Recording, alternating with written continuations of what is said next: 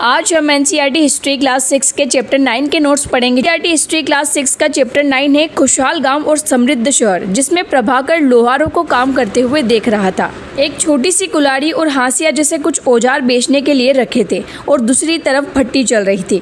औजार बनाने के लिए दो लोग लोहे की एक छड़ को गर्म करके उसे पीट रहे थे। प्रभाकर को ये सब बड़ा मजेदार लग रहा था। यानी इस चैप्टर में हम लोहे के औजार के बारे में थोड़ा अध्ययन करेंगे। चैप्टर का स्टार्टिंग पॉइंट है लोहे के औजार और खेती।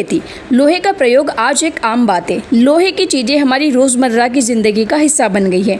इस उपमहाद्वीप में लोहे का प्रयोग लगभग 3000 साल पहले शुरू हुआ। लोहे का प्रयोग कब शुरू हुआ? 3000 साल पहले। आपको इस बात को नोट करना है। महापाषाण कब्रों में लोहे के औजार और हथियार बड़ी संख्या में मिले हैं। इसके बारे में हमने प्रीवियस चैप्टर में पढ़ लिया है। यहाँ पर यही लिखा है, इसके बारे में तुम अध्याय 5 में पढ़ चुके हो।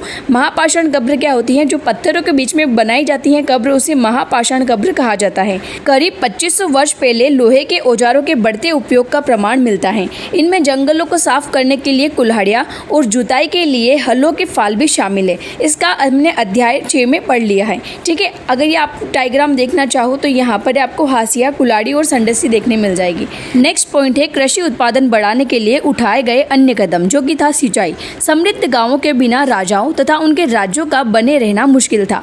जिस तरह कृषि के विकास में नए औजार और रोपाई महत्वपूर्ण कदम थे, उसी तरह सिंचाई भी काफ़ी उपयोगी साबित हुई। इस समय सिंचाई के लिए नहरें, कुएं, तालाब तथा कृत्रिम जलाशय बनाए गए। ये ऊपर का तो इम्पोर्टेंट नहीं है, ये वाला पॉइंट इम्पोर्टेंट है। गाँवों में कौन रहते हैं? इस उपमहाद्वीप के दक्षिणी तथा उत्तरी हिस्सों के अधिकांश गाँवों में कम से कम 3 तरह के लोग रहते हैं। पहले जो हैं वो तमिल क्षेत्र में बड़े भूस्वामी को वेल्लला, यानी जो बड़े भूस्वामी हैं उन्हें वेल्लला कहा जाता था। साधारण हलवाओं को उणवार और भूमिहीन मजदूर को दास, कडेसियार और अधिमई कहा जाता था। देश के उत्तरी हिस्से में गाँव का प्रधान व्यक्ति ग्राम भोजक कहलाता था। अक्सर एक ही परिवार के लोग इस पद पर कई पीढ़ियों तक बने रहते थे। यानी अगर आप सरपंच है तो आपका बेटा सरपंच बनेगा। उस तरीके से जो ग्राम व्यक्ति, जो प्रधान व्यक्ति होता था, वो ग्राम भोजक कहलाता था।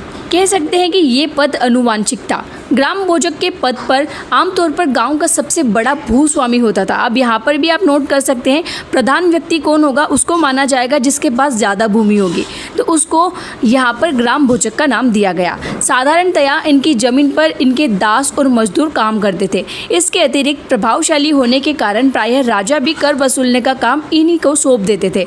ये न्यायाधीश का और कभी कभी पुलिस का काम भी करते थे। काफ़ी इंपॉर्टेंट है, आप इसे नोट कर लेना। ग्राम भोजकों के अलावा अन्य स्वतंत्र कृषक भी होते थे, जिन्हें गृहपति कहते थे।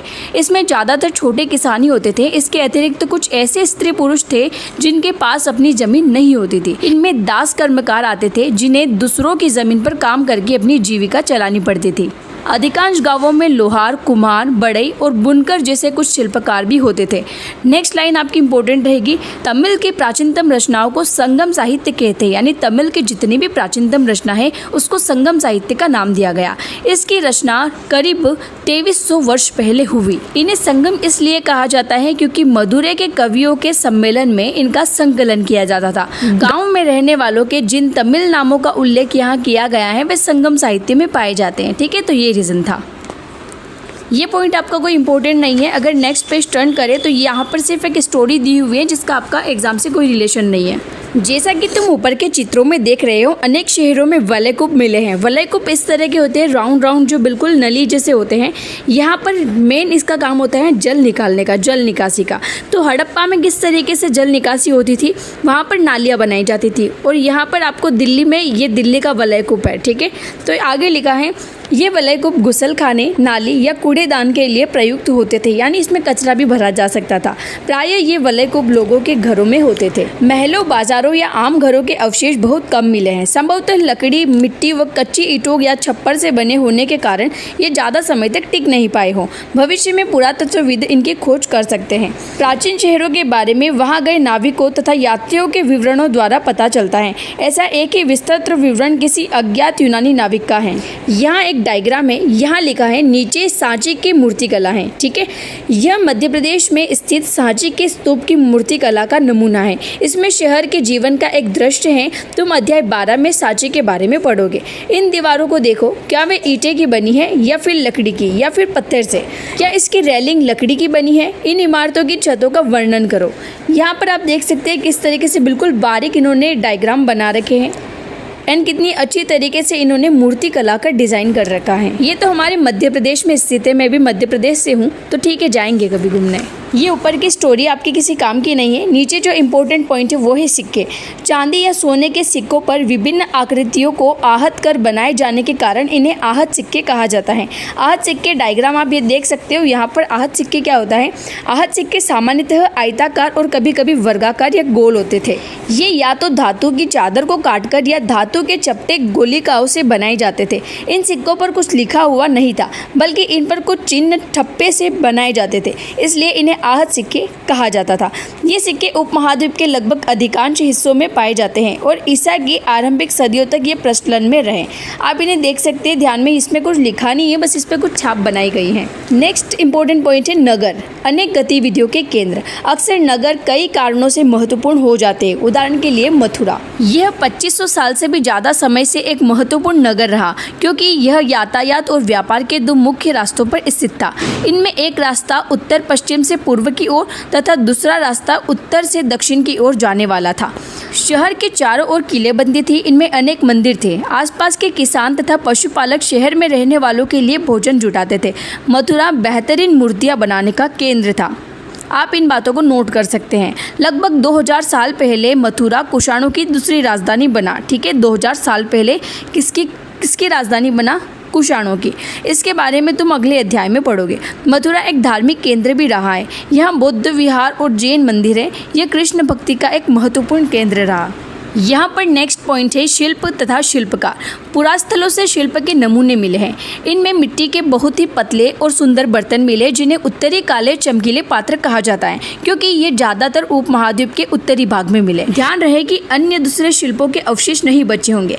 जैसे कि विभिन्न ग्रंथों से हमें पता चलता है कि कपड़ों का उत्पादन बहुत महत्वपूर्ण था। उत्तर में वाराणसी और दक्षिण में मदुरै इसके प्रसिद्ध केंद्र थे। इसके कपड़ा उत्पादन के। ठीक है, यहाँ स्त्री पुरुष दोनों काम करते थे। अनेक शिल्पकार तथा व्यापारी अपने अपने संघ बनाने लगे थे, जिन्हें श्रेणी कहा जाता था।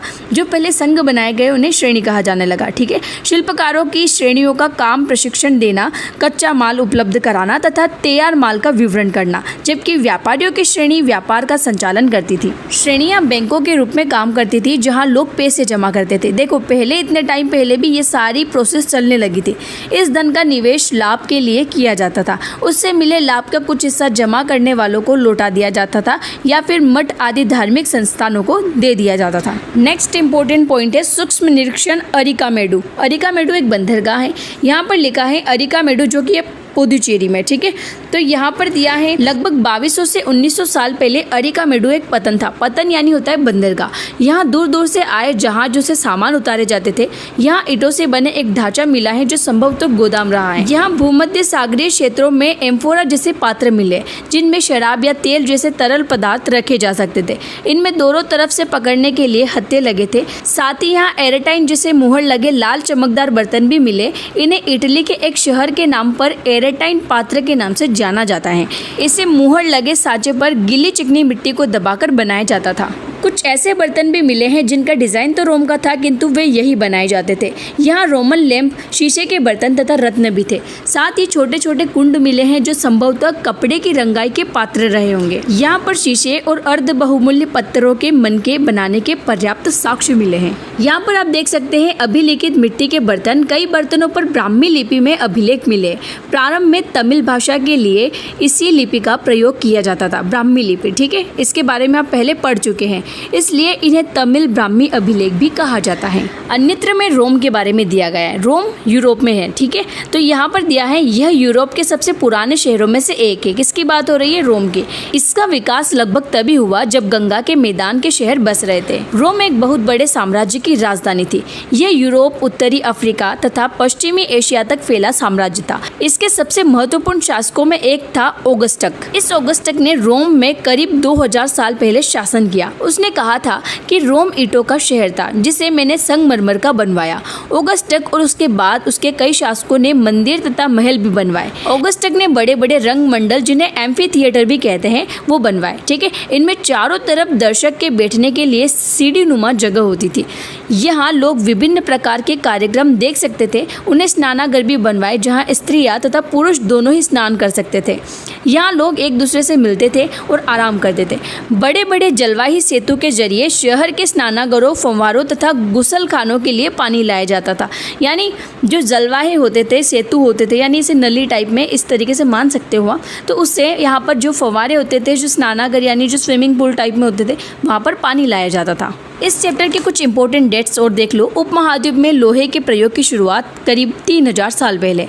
लोहे के प्रयोग में बढ़ोतरी, नगर, आहत सिक्के करीब 2500 साल पहले। संगम साहित्य की रचना की शुरुआत करीब 2300 साल पहले और अरिका मेडु का पतन करीब 2200 से 1900 साल पहले। यहाँ पर मैंने इस चैप्टर को कंप्लीट कर रखा है। इसकी जो भी एक्सरसाइज होती है वो यहाँ पर आप देख सकते हैं। बाकी हम नेक्स्ट चैप्टर को जल्दी से कवर करेंगे, सो आप हमारे शॉर्ट्स चैनल से भी जुड़े, साथ में ज़्यादा